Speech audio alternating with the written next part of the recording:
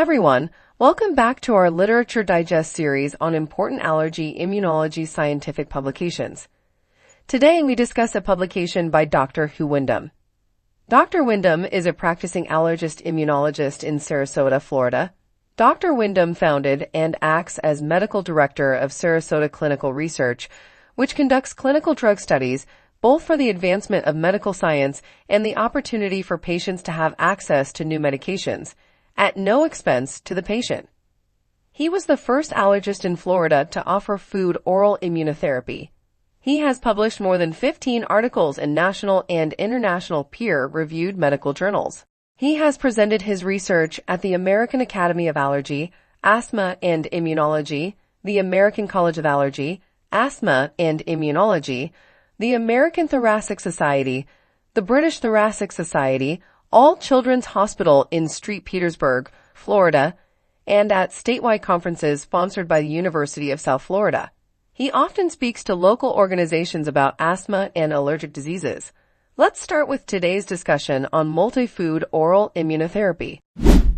Hey everyone, ready for another deep dive? Today we're tackling something I know a lot of you are interested in. Oral immunotherapy, but specifically for multiple food allergies. Multi-food OIT. That's the one. And we're going to be digging into some awesome research from the Journal of Allergy and Immunology. Yeah, some really cool stuff. To help us break it all down, I've got our expert here with me. Hey.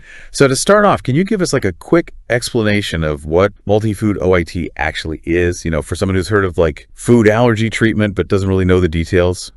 So basically it's kind of like regular OIT, but instead of treating like one allergy at a time, you're actually going after multiple allergies at the same time. All at once? Yeah, simultaneously. So you can imagine how much time that can save people, because you know each OIT course can take like 6 to 8 months. Oh yeah, for sure. So you're saying you could potentially like cut down that treatment time significantly? Yeah, absolutely. And the research shows that it's just as safe and effective. Yeah. There's a study in our sources that looked at reaction rates and, you know, all that stuff. They actually did the research in Canada. Nice. Okay, so it's safe, it's effective, it's faster, but I'm guessing not everyone's a good candidate for this, right? Right. Not everyone. Some of the research suggests that, you know, younger people tend to respond better to multi-food OIT. Okay, makes sense. And people whose allergies aren't as severe. And we measure that using something called a specific IgE to total IgE ratio. So is that like the lower that ratio is, the less severe the allergy? Exactly. Okay, got it. And then also people who can tolerate a larger amount of the food before having a reaction. Oh, so like people with stronger stomachs for those allergens. Kind of. Interesting.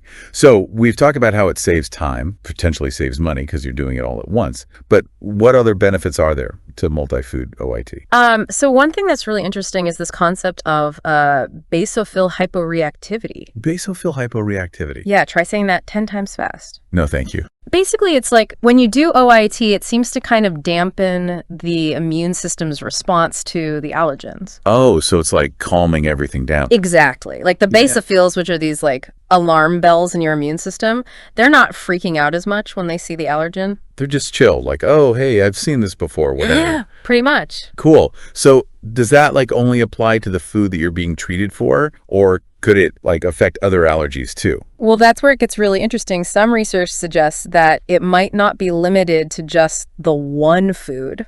Whoa, really? Yeah. It's like OIT might create this like ripple effect and kind of dampen the reaction to other things too. So like treating one allergy could potentially make others less severe. Yeah, potentially. It's still early, but you know, the research is definitely pointing in that direction. That's amazing. Okay. So practically speaking, how many allergies are we talking about here? Like how many can you actually treat at once with this multi-food approach? Typically, doctors combine like 2 or 3 foods, but there have been studies with up to 5. 5? Wow. Yeah, it's pretty amazing. But I'm guessing there's got to be a limit, right? Like you can't just throw every allergen in there at once. Right, yeah. There's a couple of reasons for that. First, too many foods could just make the combined dose too allergenic, you know? Too much at once. Exactly. And the other reason is just practical. Like, you have to eat this stuff, right? So if you're combining like 10 different foods, it's going to be a lot to consume. Yeah, no kidding. No one wants to choke down a mountain of food every day. Okay, that makes sense. Yeah. So how do doctors choose, like, which foods to combine for this therapy? Well, they consider a lot of factors like the severity of each allergy, what the patient actually eats. Right, what makes sense for their life? Exactly.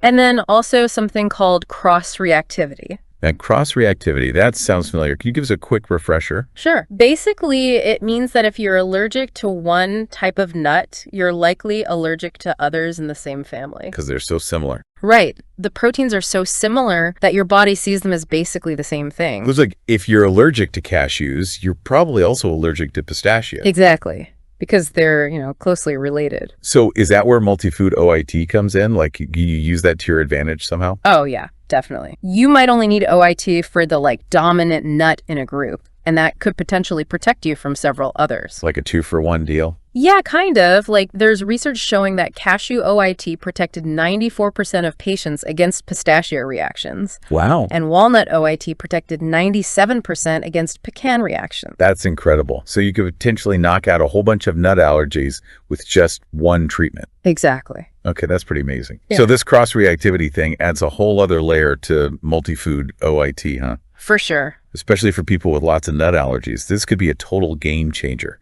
Absolutely. And, for people who are maybe feeling overwhelmed by the thought of years and years of separate treatments, this approach can offer a lot of hope and encouragement. Yeah, that makes sense.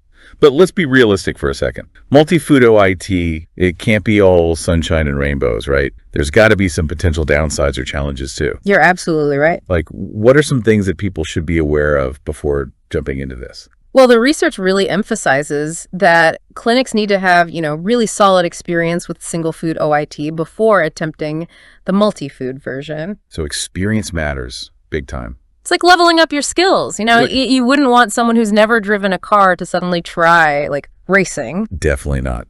So besides experience, what else is important? Even with an experienced team, you have to be extra careful. Start slowly, watch for any reactions, be prepared to adjust the treatment plan if needed. So it's not like a set it and forget it kind of thing. Nope. It's definitely more hands-on. Personalized. Yeah, exactly. All right, I'm curious. Can you walk us through a hypothetical dosing schedule for multi-food OIT? Sure. Let's say someone's allergic to both peanuts and cashews. What would that look like in practice? So on day 1, you might start with a tiny bit of diluted cashew milk and a sprinkle of peanut flour. It's all about those baby steps. Oh, so even for the very beginning, you're introducing both allergens, but in really small amounts. Right. Okay, and then as the days go by, you would gradually increase those amounts. Exactly. The cashew milk might get more concentrated, maybe even move towards actual cashew pieces. Okay. And the peanut flour might be replaced with tiny bits of whole peanuts. Interesting. So it's a slow and steady climb. It is. And then what about the target dose? Does that change when you're doing multi-food OIT compared to single food? That's a great question. The maintenance dose, which is the amount you eventually eat regularly, stays the same for each food, even though you're treating them together. Gotcha. So it's like you're aiming for 2 separate finish lines, even though you're running on the same track. You got it. Cool.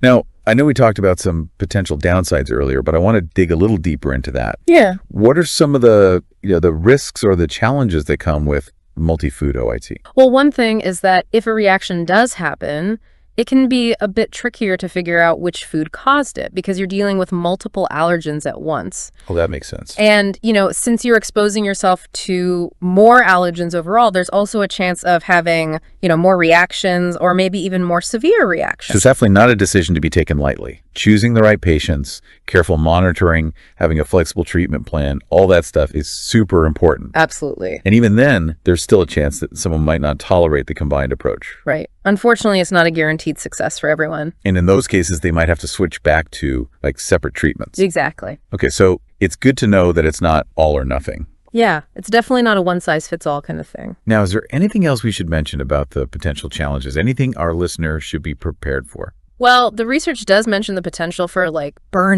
Burnout. Yeah, because even though multi-food OIT is more efficient, it still demands a lot from patients and families. Yeah, I can imagine. Daily doses, keeping track of everything, making changes to your lifestyle. That can be tiring.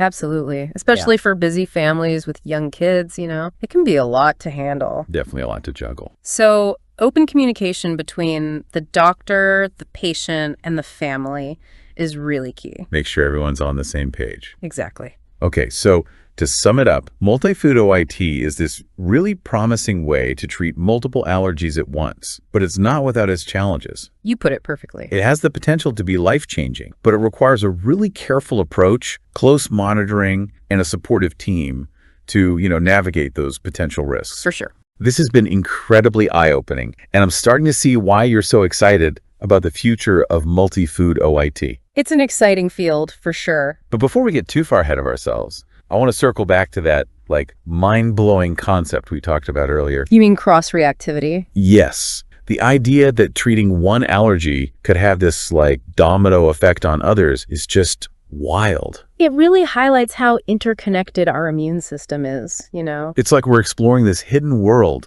uncovering these secret pathways and connections. Exactly. There's still so much we don't know. And it makes me wonder, knowing what we know now about cross-reactivity, could there be other hidden connections in food allergies that we haven't even discovered yet? That's a great question, and it's one that researchers are definitely looking into. What kind of things are they exploring? Well, there's some exciting research looking at potential connections between certain fruits and pollen. Interesting. And even between things that seem totally unrelated, like milk and soy. Milk and soy? Yeah. That's crazy. I know, right?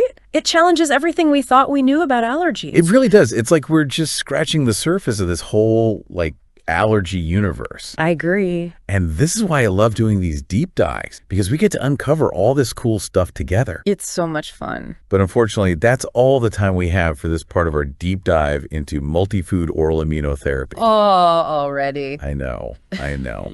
I feel like we could talk about this for hours. Me too. But don't worry, we'll be back soon to explore even more fascinating insights from the world of allergy research. But in the meantime, I want you to ponder this. What other food allergies might be linked through cross-reactivity? And could a deeper understanding of these connections lead to more targeted and effective treatments? We'd love to hear your thoughts. Definitely. And a huge thanks to our expert for joining us today. It was my pleasure. We'll be back soon for part 2 of this deep dive, where we'll explore some even more cutting-edge research and delve into the future possibilities of this exciting field. Stay tuned. Can't wait. That wraps up part 1 of today's talk show. This literature summary is AI-generated based on an actual scientific publication in a scientific journal. This briefing conversation provides a summary of the key themes and findings. For a comprehensive understanding, please refer to the original source document. We are Allergies. See you in the next video.